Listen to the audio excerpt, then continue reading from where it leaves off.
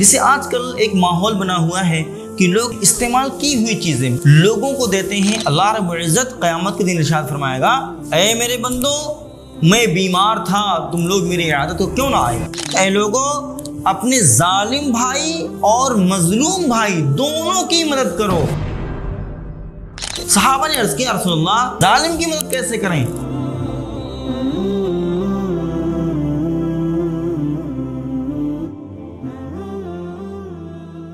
نحمدک یا اللہ والصلاة والسلام علیک یا رسول اللہ، اما بعد فاعوذ باللہ من الشیطان الرجیم، بسم اللہ الرحمن الرحیم۔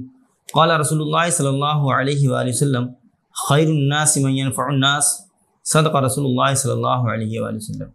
ناظرین اکرام، آج میں خدمت خلق کے تعلق سے انشاءاللہ کچھ عرض کروں گا کہ خدمت خلق کیا چیز ہے۔ خدمت خلق کا مطلب یہ ہوتا ہے اللہ کی جو مخلوق ہے، انسان ہو جانور ہو، ان کی ہم اپنے طور پر مدد کریں، یہ خدمت خلق کہلاتا ہے۔ صرف پیسوں کے ذریعہ مخلوق خدا کی خدمت کرنا یہی خدمت خلق نہیں ہے، اس کے علاوہ بھی آپ جیسے بھی چاہیں مخلوق خدا کی خدمت کر سکتے ہیں۔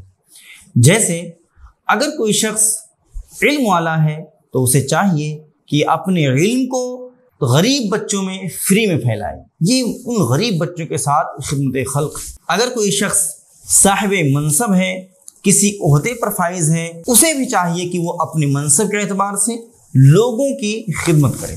اگر کوئی شخص ڈاکٹر ہے تو اسے چاہیے کہ وہ اپنے اس فن سے غریب لوگوں کی یا مخلوق خدا کی خدمت کرے اور وہ ساری چیزیں اپنائیں کہ جس سے انہیں زیادہ سے زیادہ فائدہ ہو۔ اور آپ اگر مخلوق خدا کی خدمت کرنا چاہیں تو جانور بھی مخلوق خدا ہی میں شامل ہیں، وہ بھی اللہ کی مخلوق ہیں، لہٰذا ہمیں چاہیے کہ ان کے لیے بھی اچھی طرح سے انتظامات کریں۔ گرمی کے موسم میں ہم ان کے لیے پانی کا انتظام کر سکتے ہیں، چارے کا انتظام کر سکتے ہیں، اور جس طرح بھی ہو سکے ہم مخلوق خدا کی خدمت کر سکتے ہیں۔ اور یہ ایسی شاندار خدمت ہے کہ اللہ تبارک و تعالیٰ اسے قرض حسنہ فرما رہا ہے۔ یہ شرف ملتا ہے ان لوگوں کو جو اللہ کی مخلوق کی خدمت کرتے ہیں، اور اس کے بہت سارے اور بھی فضائل ہیں۔ اللہ تبارک و تعالیٰ قرآن مقدس میں ارشاد فرماتا ہے، لیس البر ان تولوا وجوہکم قبل المشرق والمغرب ولکن البر من آمن باللہ والیوم الآخر والملائکۃ والکتاب والنبیین وآتى المال على حبه ذوي القربى واليتامى والمساکین وابن السبیل والسائلین وفی الرقاب۔ اللہ تبارک و تعالیٰ اس آیت کریمہ میں ہم بندوں کو یہ فرما رہا ہے کہ لوگوں صرف یہی نیکی نہیں ہے کہ تم مشرق و مغرب کی جانب اپنے چہرے کرو، بلکہ معاملہ یہ ہے، حق نیکی یہ ہے، اچھی بات تو یہ ہے کہ اللہ و رسول پر ایمان لاؤ، اس کی کتابوں پر ایمان لاؤ، اس کے نبیوں پر ایمان لاؤ، اور اپنے مالوں کو اپنے قریبی رشتہ داروں پر خرچ کرو، مسکینوں پر خرچ کرو، یتیموں پر خرچ کرو، جو لوگ قید و بند میں ہیں ان کی رہائی کا انتظام کرو، یہ اصل نیکی۔ اللہ تبارک و تعالیٰ ان کے لیے کتنے شاندار طریقے سے ارشاد فرما رہا ہے۔ ہمیں بھی چاہیے کہ ہم اس فہرست میں شامل ہوں اور مخلوق خدا کی خدمت کریں۔ خدمت میں ہمیں یہ خاص خیال رکھنا ہے کہ جو ہمارے قریبی رشتہ دار ہیں اگر وہ ہمارے ضرورت مند ہیں تو ہم ان کی ضرور خدمت کریں۔ اور کیونکہ قرآن مقدس میں بھی جہاں خرچ کرنے کی بات آئی ہے وہ سب سے پہلے رشتہ داروں ہی کا تذکرہ کیا گیا، وَآتَى الْمَالَ عَلَى حُبِّهِ ذَوِي الْقُرْبَى، یہ ذوی القربا کو پہلے رکھا گیا، جو قریبی رشتہ دار ہیں۔ ہر انسان کو چاہیے کہ اپنے قریبی رشتہ داروں پر زیادہ سے زیادہ خرچ کرے جو مستحقین ہیں۔ ایسا نہ ہو کہ ہم دور دور لوگوں کو دیکھ رہے ہیں، غریب غربا جو ہمیں دور دکھائی دے رہے ہیں، لیکن ہمارے قریبی رشتہ دار ہمارے امداد سے محروم ہیں، وہ ہماری تعلیم کی جو چیزیں ہیں ان سے محروم ہیں، وہ ایسا نہ ہو۔ اگر کوئی آپ کا رشتہ دار غریب ہے تو آپ اسے فری میں پڑھائیے، اگر آپ ڈاکٹر ہیں، آپ کا رشتہ دار کوئی غریب ہے تو آپ فری میں علاج کریں، تاکہ جو قرآن مقدس میں سب سے پہلے جن کا تذکرہ ہوا ہے اس کے ہم اور آپ بالکل صحیح طریقے سے اس پر عمل کر سکیں۔ خدمت خلق میں ہمیں یہ خاص خیال رکھنے کی ضرورت ہے کہ کہیں ایسا نہ ہو کہ خدمت خلق ہم کر رہے ہوں اور ہم سے کوئی چوک ہو رہی ہو۔ جسے آج کل ایک ماحول بنا ہوا ہے کہ لوگ اپنے استعمال شدہ چیزیں، استعمال کی ہوئی چیزیں، بچی کچی چیزیں لوگوں کو دیتے ہیں، اسے تھوڑا سا ہمیں گریز کرنا چاہیے۔ کیوں کرنا چاہیے؟ کہ اللہ کے رسول صلی اللہ علیہ وسلم کے ارشاد پاک ہے، عن انس رضی اللہ تعالی عنہ عن النبی صلی اللہ تعالی علیہ وآلہ وسلم قال لا يؤمن احدكم حتى يحب لاخيه ما يحب لنفسه۔ اللہ کے رسول صلی اللہ علیہ وسلم ارشاد فرماتے ہیں کہ تم میں سے کوئی شخص اس وقت تک مومن نہیں ہو سکتا ہے، کب تک کہ جو چیز وہ اپنے لیے پسند کر رہا ہے وہی چیز اپنے بھائی کے لیے پسند نہ کرے، یعنی کہ اس میں ضروری ہے کہ جو چیزیں اپنے لیے پسند کرتا ہے وہ اپنے بھائی کے لیے بھی وہی پسند کرے۔ آپ ذرا غور کریے کہ جن لوگوں کو آپ اپنا بچا کچا مال دے رہے ہیں، کیا آپ پسند کریں گے کہ کوئی شخص آپ کو بچا کچا مال دے؟ نہیں، ہرگز نہیں پسند کریں گے۔ لہٰذا آپ کو چاہیے اور ہمیں چاہیے کہ ہم لوگ اپنے بھائی کی مدد اس طور پہ کریں کہ انہیں نیا کپڑا دیں، نئی چیزیں دے دیں، تاکہ انہیں ان کی دلجوئی بھی ہو جائے اور ان کی عزت پر کوئی فرق نہ پڑے۔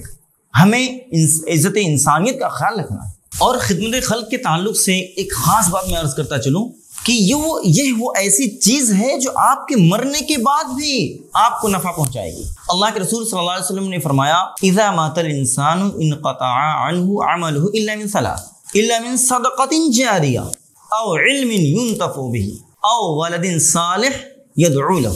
تین چیزیں ذکر ہوئی اس حدیث پاک میں۔ ایک تو یہ ہے کہ صدقہ جاریہ۔ صدقہ جاریہ کیا ہے؟ ہر وہ چیز جو آپ زندگی میں کریں جس سے دوسروں کو فائدہ پہنچے، جیسے کہ آپ جہاں پانی نہ آتا ہو وہاں آپ نل لگوا دیں، جہاں اسکول کی ضرورت ہو آپ اسکول کھلوا دیں، وہ صدقہ جاریہ ہے، پبلک کا فائدہ ہے، اور اس کا ثواب آپ کو مرنے کے بعد ملتا رہے گا۔ اور شاندار چیز اللہ کے رسول نے ارشاد فرمائی، حالانکہ اذا مات الانسان انقطع عنہ عملہ، یعنی کہ جب انسان مر جاتا ہے تو اس کے تمام اعمال روک دیے جاتے ہیں، لیکن تین چیزیں ہیں، اس سے سب سے پہلے چیز یہی ہے صدقہ جاریہ۔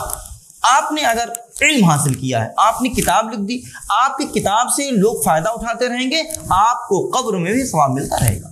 آپ ذرا غور تو کریے، آقا کریم صلی اللہ علیہ وسلم کے بارگاہ سے تربیت یافتہ صحابہ کرام رضی اللہ عنہم اجمعین کس قدر خدمت خلق کرتے تھے، اور آقا کریم صلی اللہ علیہ وسلم کی پوری زندگی آپ دیکھیے، خدمت خلق کا ایک نمونہ پیش کر رہے ہیں۔ آپ اعلان نبوت سے پہلے ہی آپ کو امین، صادق، یتیموں کے والی، غریبوں کے ماما، ملجا، یہ سارے القاب آپ کو اعلان نبوت سے پہلے دیے گئے۔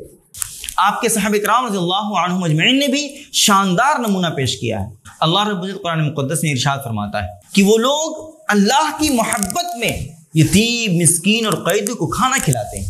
ہم سب کو چاہیے کہ ہم مخلوق خدا پر رحم کریں، ہمدردی کریں، ان کے ساتھ مروت کریں۔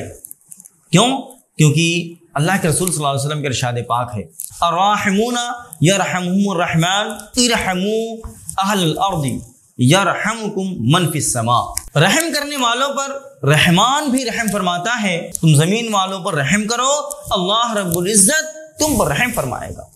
کتنی شاندار چیز ہے یہ کہ اگر ہم اپنے آس پاس بسنے والوں پر رحم کریں، ہمدردی کریں، تو اللہ رب العزت ہم پر رحم فرمائے گا۔ اور جب پاک پروردگار ہم پر رحم فرما دے تو پھر ہمارے لیے کیا مشکل کام ہو سکتا ہے؟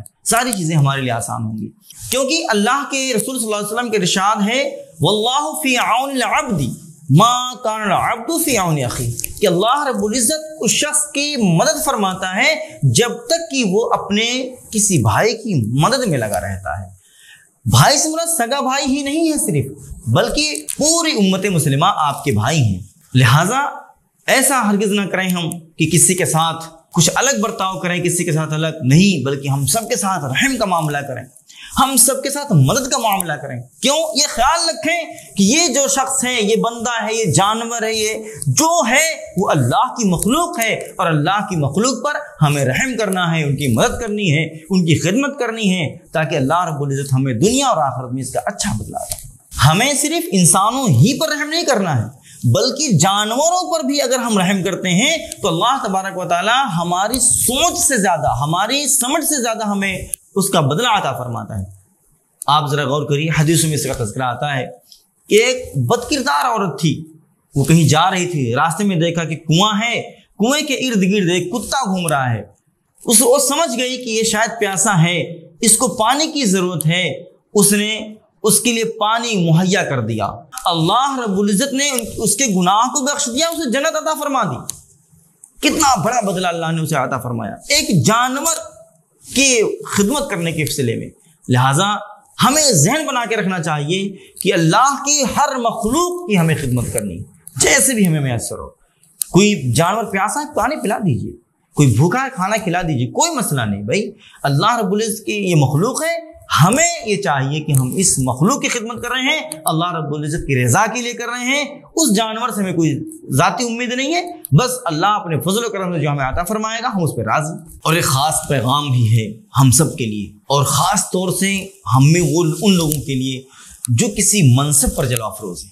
آپ پولیس ڈپارٹمنٹ میں ہیں، آپ کسی عدالت والے ڈپارٹمنٹ میں ہیں، آپ پروفیسر ہیں، آپ کوئی بڑے پیر صاحب ہیں، آپ کوئی بڑے عالم صاحب ہیں، کسی منصب پر آپ اگر جلوہ افروز ہیں تو ہمیں چاہیے کہ ہم اپنے اس منصب کا غلط استعمال نہ کریں، بلکہ ہمیشہ یاد رکھیں کہ جو یہ رعایا ہے، جو لوگ ہیں وہ اللہ کے مخلوق ہیں اور ہم بھی اللہ کے مخلوق ہیں، اور اللہ رسول نے قرآن و حدیث میں متعدد مقامات پر اس چیز کی طرف ہمیں توجہ دلائی ہے کہ ہم مخلوق خدا کی خدمت کریں۔ اللہ کے رسول صلی اللہ علیہ وآلہ وسلم کے ارشاد پاک ہے، اللہ رب العزت تمام معاملوں میں نرمی چاہتا ہے، لہٰذا جو صاحب منصب ہیں، حکمراں ہیں، انہیں چاہیے اور ہم سب کو چاہیے کہ ہم اپنے ماتحت پر ان کے معاملات کو نرمی کے ساتھ پیش کریں۔ ایسا نہ ہو کہ ہمارے ذریعہ کسی کو تکلیف پہنچ جائے، ہمارے ذریعہ کسی پر ظلم ہو جائے، یہ نہیں ہونا چاہیے، بلکہ ہم اپنے تمام وقت کو، اپنی تمام چیزوں کو مخلوق خدا کی خدمت کے لیے صرف کرنے کے لیے تیار ہیں۔ کیونکہ جو حکمراں ہوتے ہیں، جو کسی گدی پر جلوہ افروز ہوتے ہیں، جو کسی منصب پر ہوتے ہیں، ان کے لیے اللہ کے رسول صلی اللہ علیہ وسلم کا ارشاد پاک ہے، امیر القوم خادمہم، کہ جو قوم کا امیر ہوتا ہے وہ قوم کا خادم ہوتا ہے۔ لہٰذا ہم اپنی انا میں نہ آئیں، ہم جس منصب پر بھی ہیں ہمیں چاہیے کہ اس کی عزت وقار کو محفوظ رکھتے ہوئے ہم مخلوق خدا کی خدمت کریں۔ اور یہ اللہ کے رسول صلی اللہ علیہ وسلم کی زندگی کا عملی نمونہ بھی ہے، اور ہمیں وہاں سے سیکھنا بھی ہے، کیونکہ قرآن پاک کا ارشاد پاک ہے، لقد کان لکم فی رسول اللہ اسوۃ حسنہ، کہ اے لوگو اللہ کے رسول صلی اللہ علیہ وآلہ وسلم کی زندگی آپ کے لیے نمونہ عمل ہے۔ اللہ کے رسول ارشاد فرماتے ہیں، انا سید ولد آدم ولا فخر، کہ میں اولاد آدم کے سردار ہوں، اس پر مجھے کوئی فخر نہیں ہے۔ لہٰذا میں تمام لوگوں سے گزارش کروں گا کہ جو جس منصب پر ہے اس پر فخر نہ کرے، بلکہ قوم کی خدمت میں اپنی زندگی گزار دے، تاکہ اللہ رب العزت اسے دنیا اور آخرت میں سرخرو فرمائے۔ اللہ رب العزت نے مخلوق خدا کی خدمت میں بہت ہی زیادہ ثواب رکھا ہے، اور آپ اس کو اس حدیث پاک سے سماعت فرمائیں کہ اللہ کے نبی صلی اللہ علیہ وسلم ارشاد فرماتے ہیں، اور یہ حدیث قدسی ہے جس کا میں مفہوم آپ عرض کر دوں۔ اللہ رب العزت قیامت کے دن ارشاد فرمائے گا، اے میرے بندو، میں بیمار تھا، تم لوگ میری عیادت کو کیوں نہ آئے؟ لوگ عرض کریں گے، مولا تو پاک پروردگار ہے، ان چیزوں سے پاک ہے، ہم تیری عیادت کیسے کرتے؟ اللہ رب العزت ارشاد فرمائے گا، میرا فلاں بندہ بیمار تھا، اگر تم اس کے پاس جاتے تو مجھے تم وہیں پاتے۔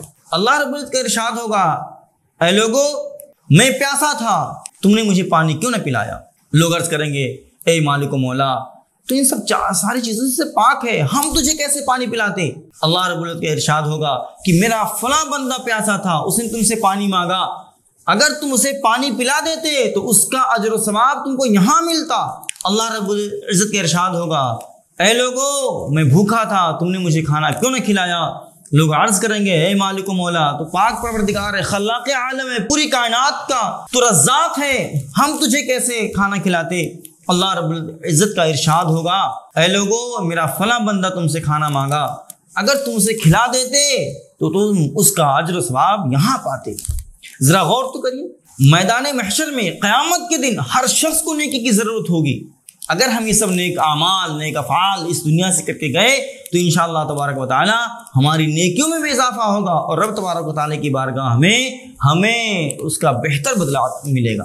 اور خدمت خلق میں ایک بہت اہم پوائنٹ یہ بھی ہے کہ ہم خود نہ ظلم کریں اور نہ کسی کو ظلم کرنے دیں، یہ بہت اہم چیز ہے۔ کبھی کبھی ہوتا ہے کہ ہم دیکھ رہے ہوتے ہیں کہ ہمارے پہچان کا ایک شخص ہے جو کسی پر ظلم کر رہا ہے، لیکن ہم اسے منع نہیں کر رہے ہیں، یہ غلط چیز ہے۔ ہمیں منع کرنا ہے، روکنا ہے۔ آقا کریم صلی اللہ علیہ وسلم کی حدیث پاک ہے، انصر اخاک ظالما و مظلوما، یعنی اے لوگو اپنے ظالم بھائی اور مظلوم بھائی دونوں کی مدد کرو۔ صحابہ نے عرض کیا رسول اللہ مظلوم کی بات تو سمجھ میں آ گئی کہ اس میں کوئی ظلم کر رہا ہے ہم اس کی مدد کریں، لیکن ظالم کی مدد کیسے کریں؟ اللہ کے رسول نے ارشاد فرمایا اس کو منع کر کے، اس کو روک کر، اس جو گناہ کر رہا ہے، ظلم کر رہا ہے، وہ اس کو روک کر ہم اس کی مدد کریں، کیونکہ اگر ہم اسے روک دیں گے تو اس کے نام اعمال میں جو گناہ لکھے جانے والے تھے اگر کر دیتا تو اب وہ نہیں لکھے جائیں گے، کیونکہ نہیں کرے گا وہ، تو ہمیں اسے گناہ سے روک کر اس کی مدد کرنی ہے۔ لہٰذا ہم خود بھی ظلم نہ کریں کسی پر، اور نہ ہی کسی کو ظلم کسی پر کرنے دیں۔ اگر آپ اس طاقت میں ہے کہ آپ کے روکنے سے، آپ کے منع کرنے سے ظالم شخص مان جائے گا، آپ پوری طاقت لگا دیجئے کہ وہ ظالم شخص جو ہے وہ کسی پر ظلم نہ کر پائے۔ لہٰذا ہمیں بھی اس خاص پوائنٹ پر بھی خاص خیال رکھنا ہے۔ آج کل جگہ جگہ دیکھیے کہ کوئی تھوڑا سا ٹھیک ٹھاک آدمی ہے، مالدار ہے، تو پڑوسی کی زمینیں ہڑپ کر لیتا ہے، غلط چیز ہے، ظالم ایسا شخص۔ تو اگر کوئی اس کا پہچان کا شخص ہے جو بھی پاور رکھتا ہے کہ اس کی بات کو مان لے گا، تو اس شخص کو بھی چاہیے کہ وہ اپنے اس دوست یا قریبی آدمی کو منع کرے کہ بھائی تیرا جو حق ہے وہ لے لے، کسی غریب پر ظلم نہ کر، کیونکہ دنیا اور آخرت یہ دونوں الگ چیزیں ہیں۔ دنیا میں آپ جو چاہو کر لو، لیکن آخرت میں ہر چیز کا حساب ہونا ہے، اور وہاں احکم الحاکمین کی بارگاہ میں حساب ہونا ہے۔